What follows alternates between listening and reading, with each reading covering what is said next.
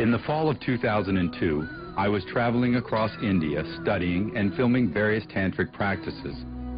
My quest for tantrics and gurus took me to the ancient temple town of Tanjore in the southern Indian state of Tamil Nadu.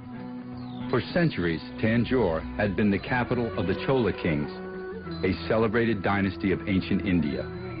What you see before you is an example of brilliant architecture of the big temple built 1,000 years ago. It is recognized by the United Nations as a World Heritage Monument. Today, Tanjore still remains a hub for artists, sculptors, musicians, yogis, and scholars. Before I reached Tanjore, I'd traveled some 348 kilometers from the metropolis of Madras, where little did I know what was in store for me. Something rather astonishing and beyond my beliefs. More than I'd ever expected. Once there, I met this unusual man who has spent more than 1,000 days in sacrificial fire. Meet Rambao Swami, simple and unassuming, 63 years of age, 5 feet 3 inches tall, weighing a mere 43 kilos, 94 pounds. Yet this man demonstrates qualities that seem to defy the very laws of medicine, physics, even nature. Rambao exhibits perfect mastery over the mystical, in this case, over fire. Here he will repeatedly offer himself to the sacrificial flames lying amidst a blaze and return unhurt every time. And unlike a number of firewalkers, sorcerers, and magicians, past and present, he is not about performance or ego, or a display of powers for commercial gain.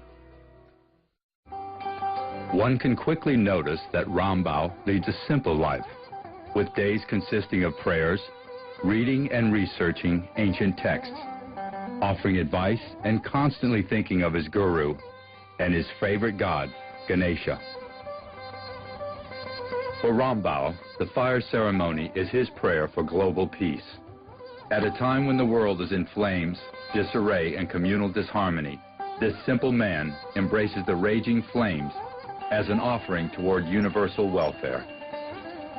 His guru, a renowned man of inexplicable miracles, was also reputed for his scholarly work in Sanskrit and South Indian classical music. The Swami lived to be 99 years old before passing on his legacy to the young Rambao. Distanced from worldly chains and the trappings of contemporary society, Rambao spends his life in prayer to his gods and guru, dedicating his existence in pursuit of knowledge and spiritualism. He began his study under his master's guidance in 1961. Rambao remains consistent and cooperative, allowing himself to be patiently observed. When we first met, he asked me to analyze him critically as a scientist would. I found this to be a rare request from a guru. In this, I instantly understood that this guru is uniquely open, flexible, and down to earth. Rambao is always eager to explore newer frontiers. He began his career as a researcher at a world-class research library at Tanjore.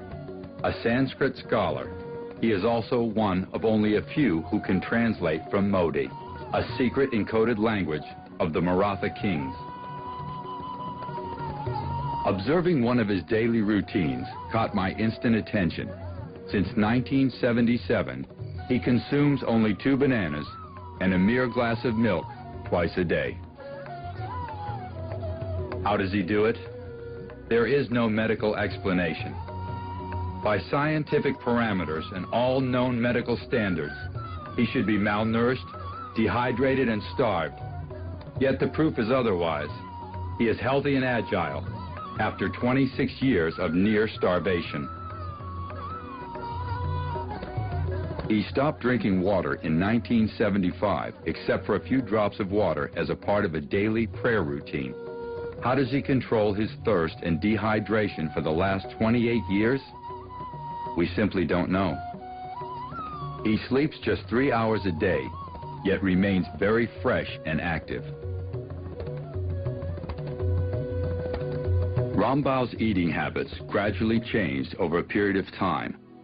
Slowly, he switched from eating a regular vegetarian diet twice a day to once a day. Next, he lowered his intake further by eating a small quantity of puffed rice, milk, and water. And then on to his current diet, consisting of banana and milk. Rambao defies all my notions of a yogi. Though distanced from society, he lives around his family rather than a cave. He is very much in touch with our world and life. He is always open-minded, absent of eccentricities, willing to answer all my questions, even willing to undergo a barrage of tests.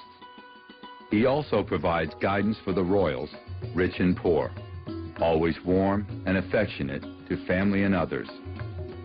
Rambao truly transcends the barriers of religion, as his prayers and rituals are for universal welfare.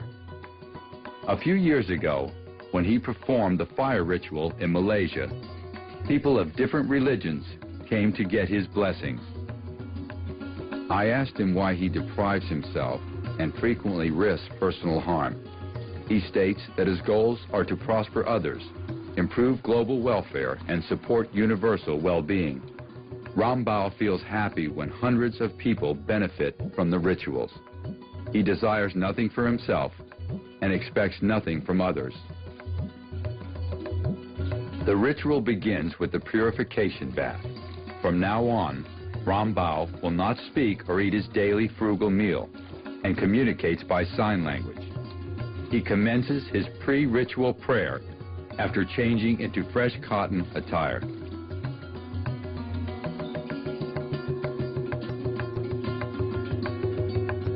While he is meditating, blissful tears roll naturally.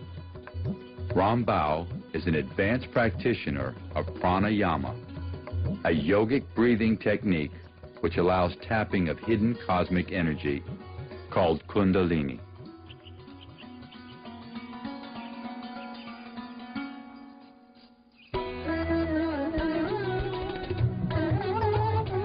Now he is honoring the elephant, the earthly manifestation of his beloved Hindu god, Ganesha, the elephant-headed god of knowledge and the destroyer of evils and obstacles. He offers sandal paste, flowers, incense, and sugarcane to the elephant. Almost all Indian rituals begin with some form of offerings to Ganesha.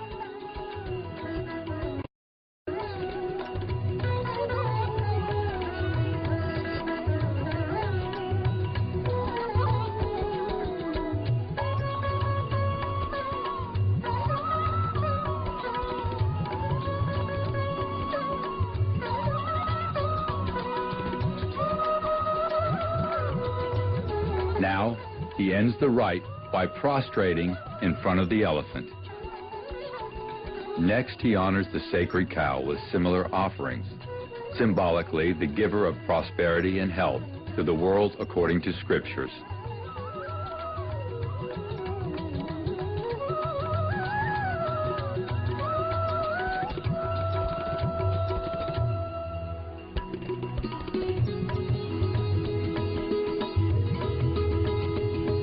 Rambao explains to me the reasoning and medicinal value of herbs used in the ritual.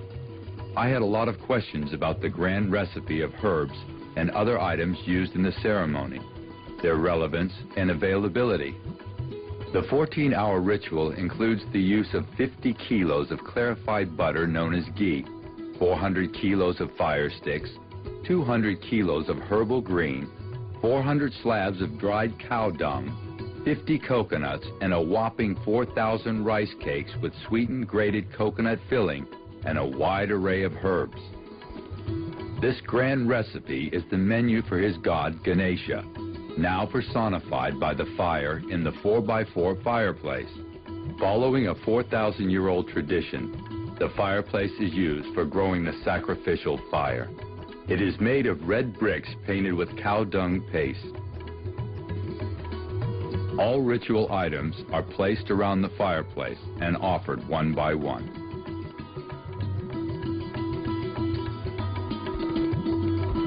The ritual begins with the initiation. Ram Bao is invoking his guru, the ultimate and constant guiding force. The ceremonial lamp is lit, and Ram Bao begins his meditation and simultaneously starts offering items one by one. He appears to be silent, externally showing hand gestures that are indeed yogic postures called mudras. He told me later on that he was internally chanting a 32-syllable secret mantra, repeating it approximately 10,000 times during the ceremony. Ram Bao has been chanting this mantra for the last 45 years. Calculations show that he must have chanted this mantra close to a staggering 10 million times.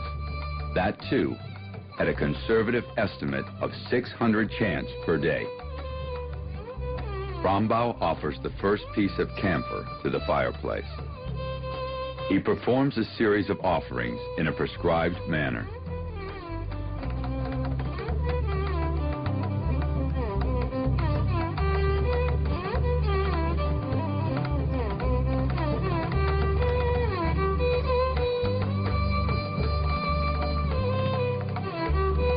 He dips the fire sticks in ghee, then offers them to the fireplace.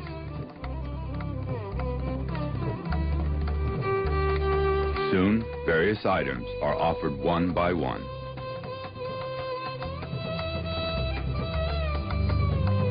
Now the fire begins to grow. Ram Bao now wraps himself with a woolen cloth covering his chest. He tells me the woolen cloth keeps his upper body warmer. For him, it appears the warmer the better. By repeating his secret mantra, Ram Bao explained that he was increasing his body temperature and was using wool to retain his body heat.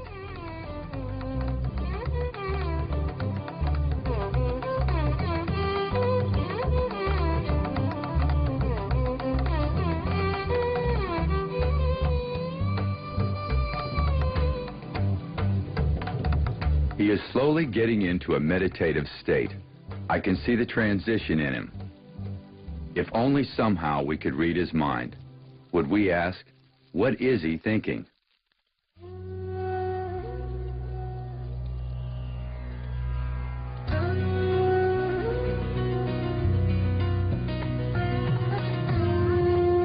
He takes a break and again starts offering other items one by one. Even though his hands are covered with highly flammable ghee, he repeatedly puts them into the fire. I wonder how he can withstand such exposure without getting burnt and blistered.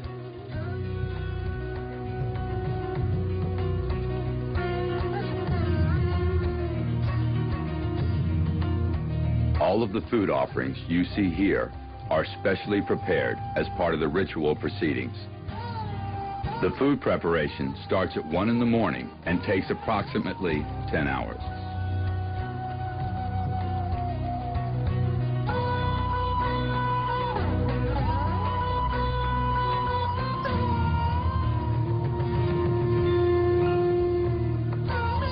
He carefully places each item into the fire one at a time. He repeats this process several hundred times. Just this alone takes quite a few hours.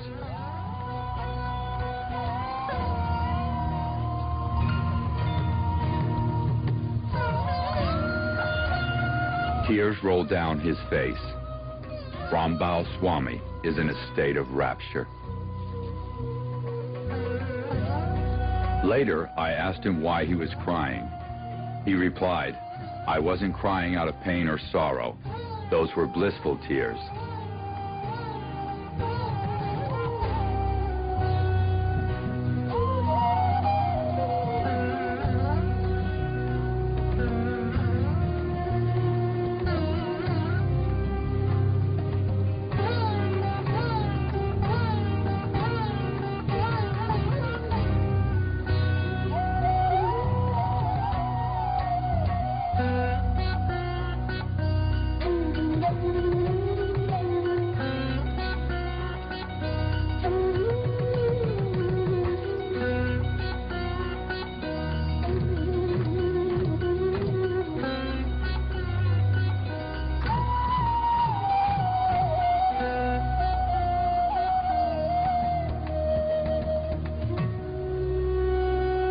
With a wooden stick, he is spreading the fire, distributing the glowing embers evenly around the fireplace.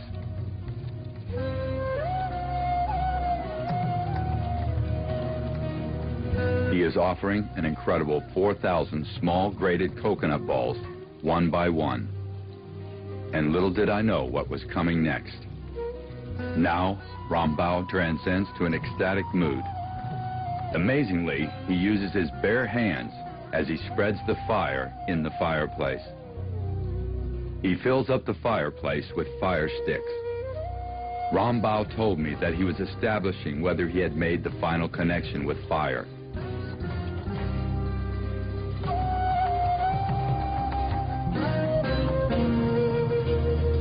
It is from this point on that he will become fire-friendly. As the smoke begins to rise ferociously, Rambao takes his place lying on a bed of firewood. A pedestal fan blows to intensify the heat, and it is removed once the fire starts to grow. Now begins the journey into the incredible. Thick smoke begins to surround him. He adjusts himself to a comfortable position on this bed of firewood. Through the intense smoke, we see the fire sticks begin to ignite underneath Rambao Swami. The audience, including our production crew, are in awe. They are excited and anxious to see what will happen next.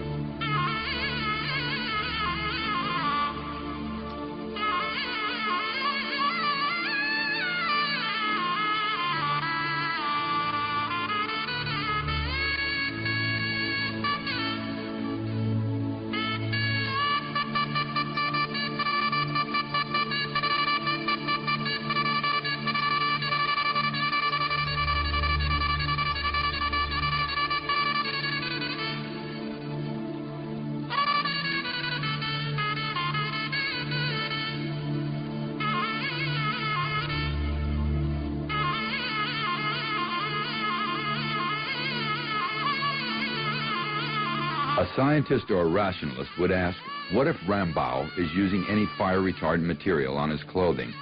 What must have been his body temperature? What is the temperature inside the fireplace? We will find out later. I asked him why his clothing and hair did not catch fire.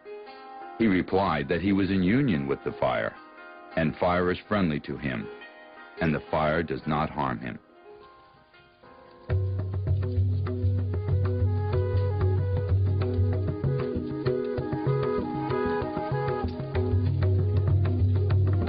This raging inferno is now engulfing Rambao. He adjusts himself to a comfortable position.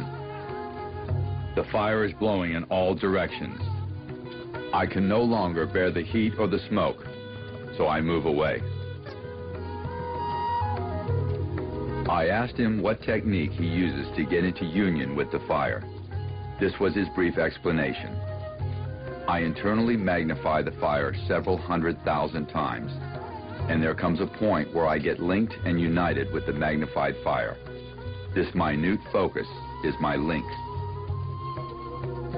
It is hard to notice his technique because it appears so effortless. Later on, it became apparent to me that he never tries to hide any information. In a typical landmark style of Indian yogis, I would get a small piece of the puzzle every time I talked to him. Then I would carefully reconstruct everything he had said to me, and a few days later, I would verify the facts. Rambao has entered an altered state. His head is bulged and features appear stiff.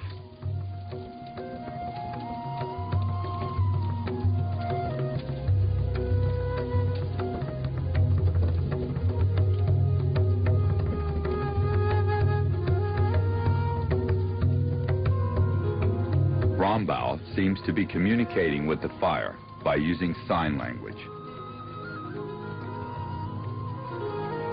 There is no set amount of time for how long he stays in the fire. It ranges from 1 to 10 minutes at a stretch. Now the fire is blazing, reaching heights above 9 feet.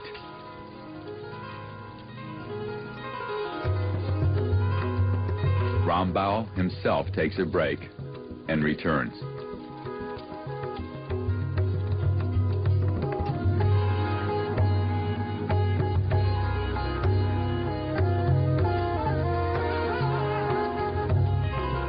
Throughout the ritual, Rambao typically holds his breath while he continues to chant his secret mantra. The breathing cycle starts at 1.5 minutes and slowly increases to 3 minutes, then peaks at 5 minutes for each inhale. That is how he reaches a near complete focus and control over his physical senses and consciousness. By any standard of measure, it is a remarkable feat. Rambao told me that if he does not follow this breathing technique, he would be severely burned.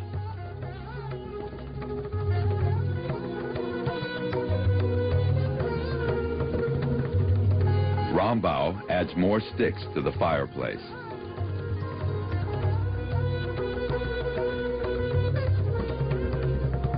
He periodically has to take time to refocus on his connection with the fire.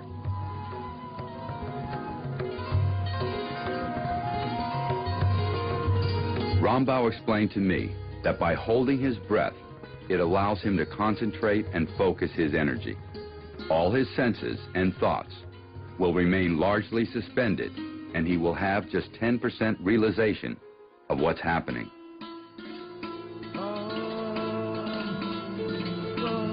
Rambao doesn't show any sign of being tired or weakened despite this intense ritual and is fasting since morning. By now, he has been in fire for 1.5 hours.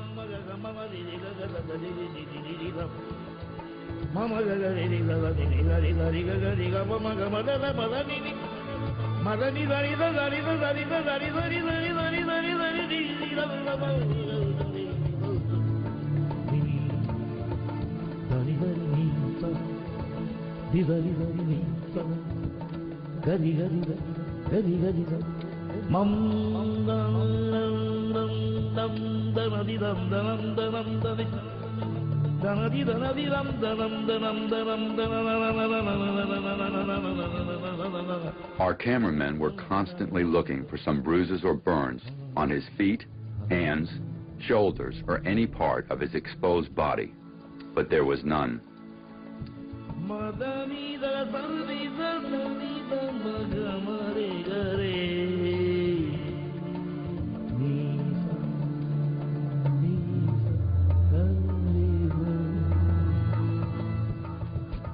I asked Rambao, how critical is it to have a guru to follow? He states without his guru's blessings, grace, and training, he could not have accomplished anything. He owes everything to him.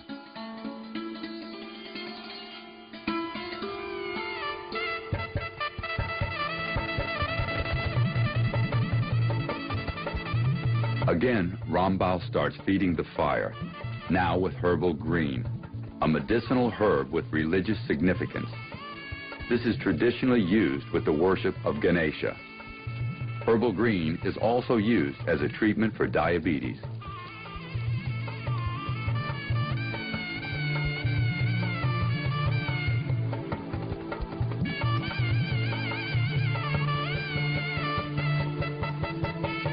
When viewing the rising flames, we only see part of the fire. there is actually more heat coming from beneath him that's generated by a 4-foot deep bed of coals.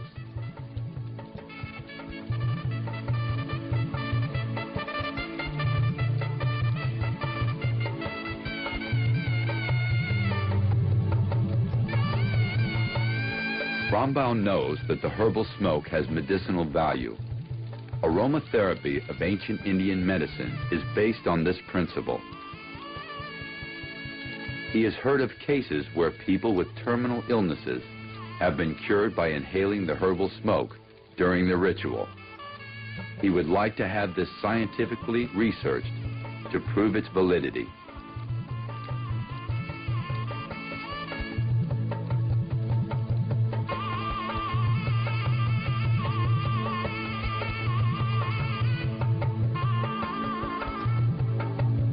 I cannot explain the type of excitement and intoxication the audience experiences. Their anticipation increases, much like the intensification of the fire. They want to see him challenge even bigger flames. I wonder if Rambal feels as if he is holding a beloved baby as he stands to walk around the fireplace.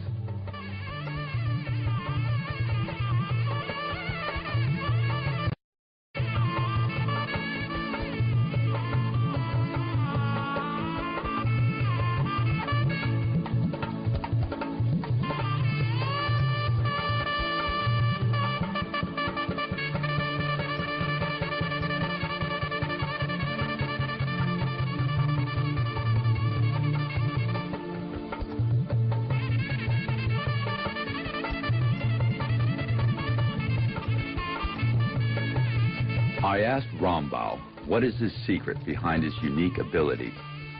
He believes the powerful vibration of his repetitive mantra, combined with his pranayama, devotion to his guru and God, all combined together, make up the secret to his power. He quickly adds that he has a long way to go and a lot to learn. He doesn't want to take credit for his achievements. He wants to condition his body and mind further to continue his spiritual journey.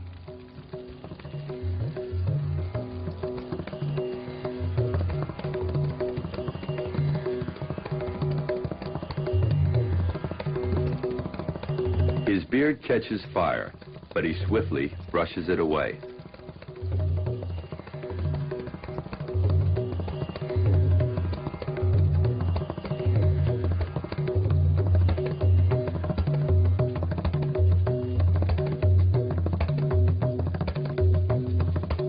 The Swami believes firmly that his ceremonial prayers have solved many problems for others.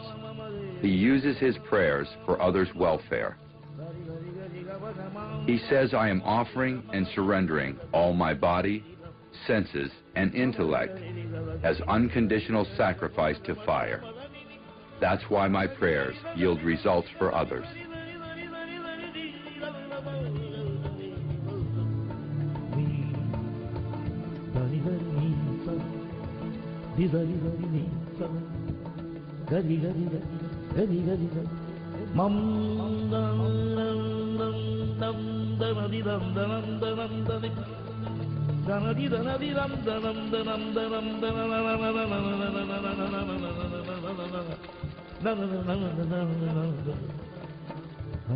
Now Rambal's body burns, but he remains unaffected.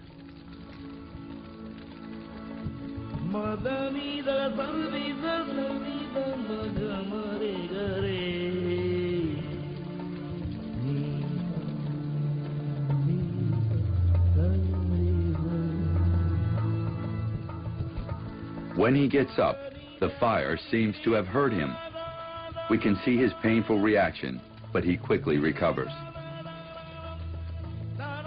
Rambal says, pleasure and pain exist only when the mind is attached to the body. When the mind is withdrawn from the body and focused totally on the creative majesty of fire, fire doesn't hurt you. You are fire, and fire is you.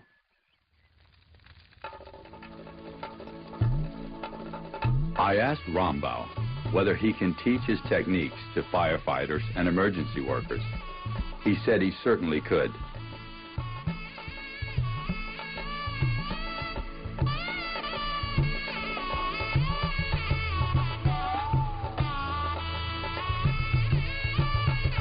I asked Rambal whether he is fire resistant at all times. He replied, "When I am in my normal state of mind, I am like everyone else, and fire will certainly hurt me. I am not a magician."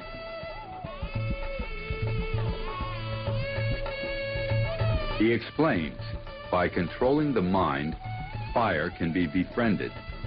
The mind can do wonders. Rambal believes that he is not very special and anyone can develop these abilities. He says the mind and body will listen to the inner self once a certain threshold is crossed. One only needs determination and willpower. In order to achieve a certain goal, I chanted my secret mantra non-stop for 18 days. No food, no sleep. Just a glass of lime juice once every 10 hours. This happened 25 years ago.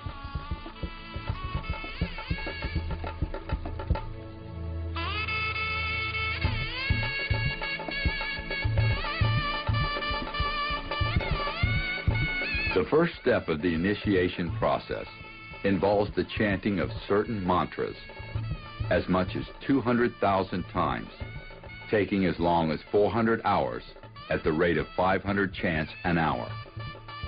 He says, on a daily basis, it is necessary to control one's intake of food, water, and sleep to condition the mind and body.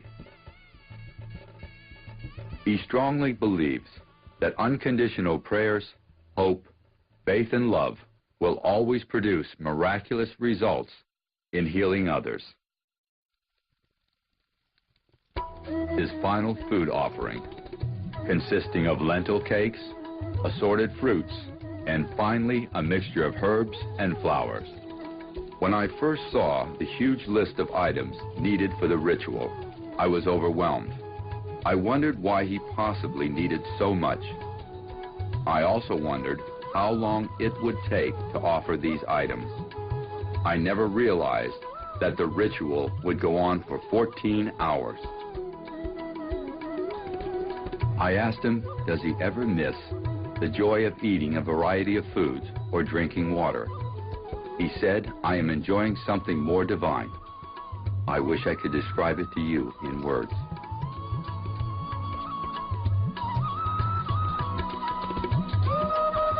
Rambal is now holding a rare antique dispenser, offering ghee to the fire.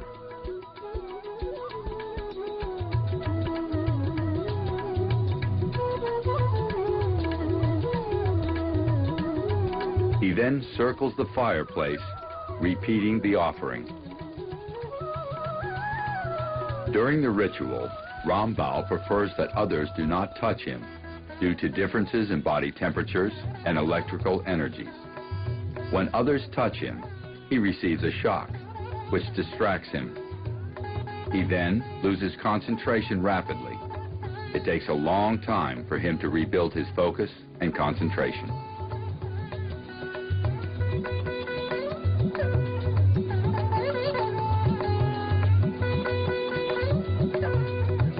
When I am in deep contact with the fire, my pulse rate must be very low and my breathing is nearly suspended.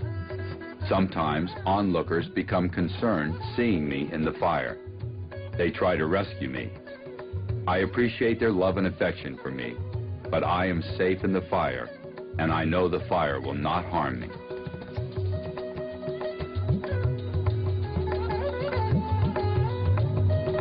As the ritual is drawing to a close, Rambal builds a pyramid over the fire consisting of more offerings: milk, flowers, cow dung slabs, and herbal green. He covers the makeshift pyramid with a large silk cloth, while underneath, the fire continues to smolder.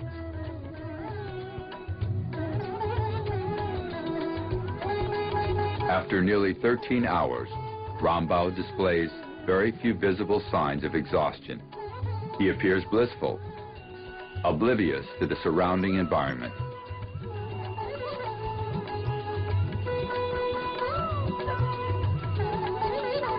Rambao had once performed the same 14-hour ritual for an absolutely incredible 27 long days without a break. How does this 63-year-old man endure such a long period of time?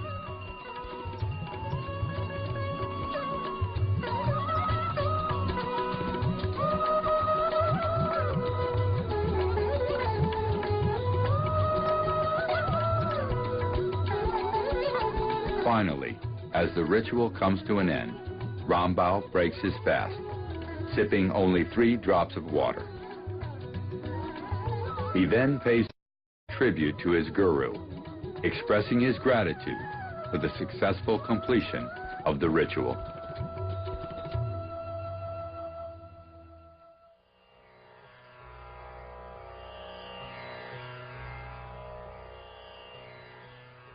After the ceremony was over, Rambao's wool clothing and cotton attire were preserved so that further tests could be conducted.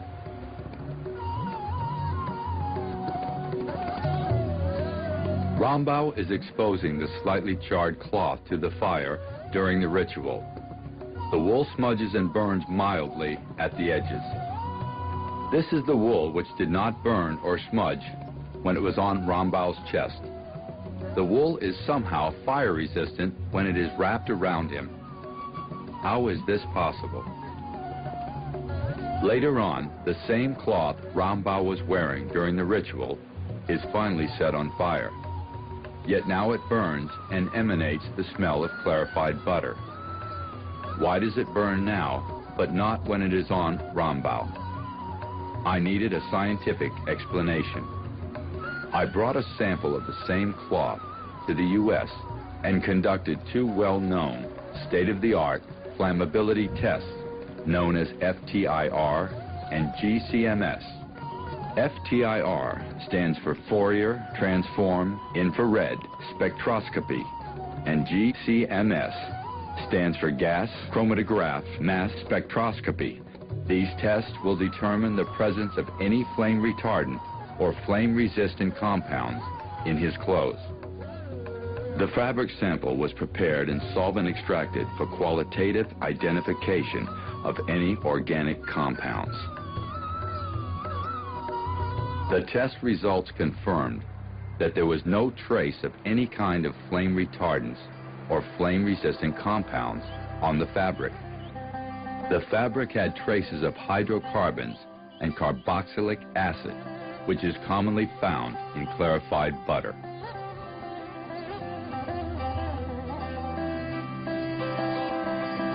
Rambao recalls, "I feel the eternal grace and the presence of my guru offering guidance to me. When I met my guru 42 years ago, I never dreamt that one day I would have these divine opportunities to serve people of different cultures and nationalities."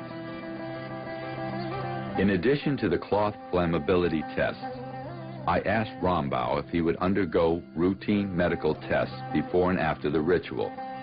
He gladly agreed to participate. Some holy men might feel insulted if they were subjected to such painful experiments, but Rambao is open to any legitimate analysis. Prior to the ritual, we took Rambao's blood and urine samples and performed routine body exams. We decided to perform several different exams on Rambao before and after the ritual to identify any significant changes.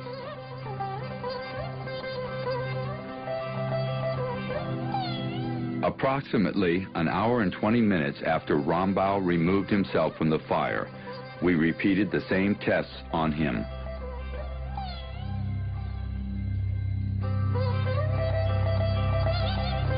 His body cholesterol and creatinine levels were found to be high. The doctors were trying to explain why his cholesterol is so high. The high urea and creatinine values indicate that Rambao's kidney functions seem to be abnormal.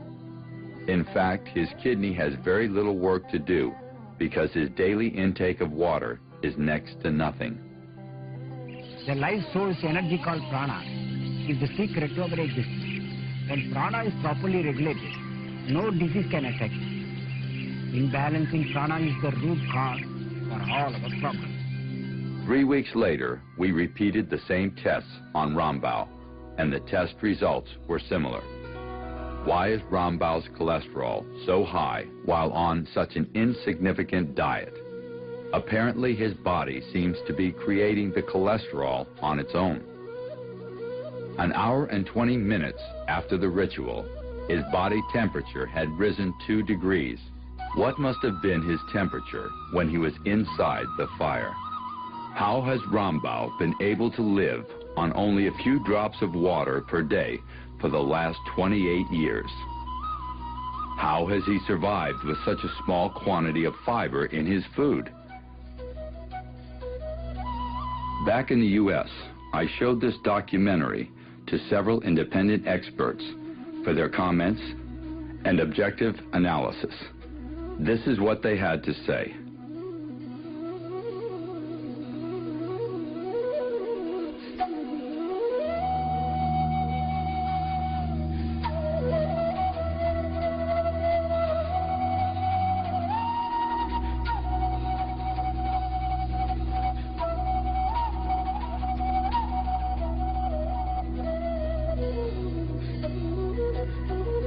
I asked Rambao, what are his long-term goals?